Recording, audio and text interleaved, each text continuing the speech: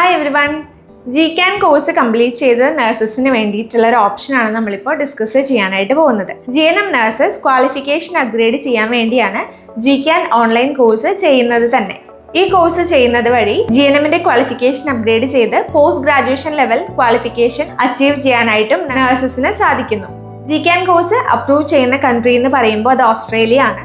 So ഓസ്ട്രേലിയക്ക് registration process ചെയ്യാനായിട്ട് GNMs eligible അല്ല. അങ്ങനെയുള്ള നഴ്സസ് GCAN കോഴ്സ് ചെയ്യുന്നത് വഴി ഓസ്ട്രേലിയൻ രജിസ്ട്രേഷൻ പ്രോസസ്സിന്റെ എലിജിബിലിറ്റി കിട്ടുകയും അതുവഴി നിങ്ങൾക്ക് OBA പ്രോസസ്സ് കംപ്ലീറ്റ് ചെയ്യാനായിട്ട് സാധിക്കുകയും ചെയ്യും. പലരുടെയും ഒരു കൺഫ്യൂഷനാണ് GCAN കോഴ്സ് കഴിഞ്ഞാൽ ഓസ്ട്രേലിയയുടെ ഡയറക്റ്റ് രജിസ്ട്രേഷൻ കിട്ടുമെന്ന്. അങ്ങനെയല്ല, GCAN കോഴ്സ് കംപ്ലീറ്റ് ചെയ്ത് കഴിഞ്ഞാൽ നിങ്ങൾ OBAയുടെ പ്രൊസീജിയർ കംപ്ലീറ്റ് ചെയ്യേണ്ടതുണ്ട്.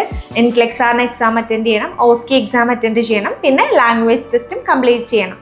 ഈ ഒരു ക്വാളിഫിക്കേഷൻ അപ്ഗ്രേഡ് ചെയ്യുകയാണെങ്കിൽ നിങ്ങൾക്ക് ഓസ്ട്രേലിയയുടെ ഡിസിഷൻ കിട്ടി ബാക്കിയുള്ള സ്റ്റെപ്സ് കംപ്ലീറ്റ് ചെയ്ത് കഴിഞ്ഞാൽ ആപ്ര രജിസ്ട്രേഷൻ കിട്ടുന്നതാണ്.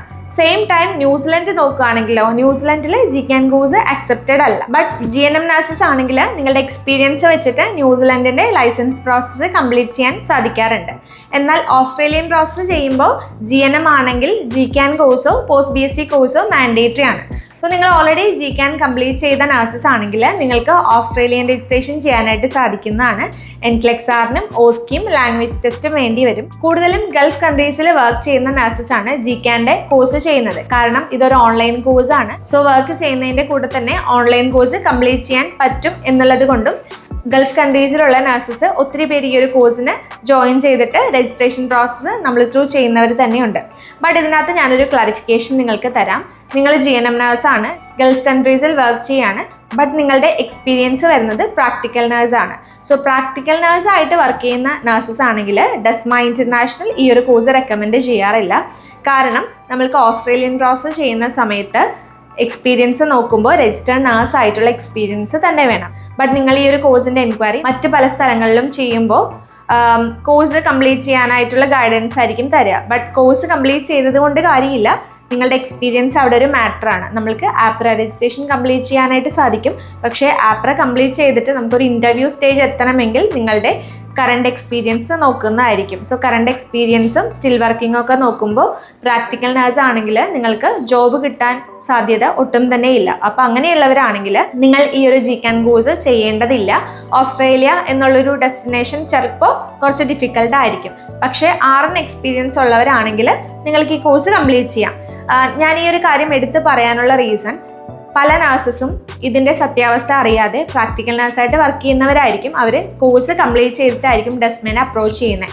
അപ്പോൾ നമ്മൾ ഇങ്ങനെ ഒരു റീസൺ അല്ലെങ്കിൽ ഒരു ജെനുവിനിറ്റി പറയുമ്പോഴാണ് അവർക്കിത് റിയലൈസ് ചെയ്യാനായിട്ട് സാധിക്കുന്നത്. അപ്പോൾ അതുകൊണ്ടാണ് ഞാൻ ഈ ഒരു വീഡിയോയിലൂടെ ഈ ഒരു ക്ലാരിഫിക്കേഷൻ തന്നത്. പ്രാക്ടിക്കൽ നഴ്സ് ആണെങ്കിൽ നിങ്ങളിത് ചെയ്യേണ്ട.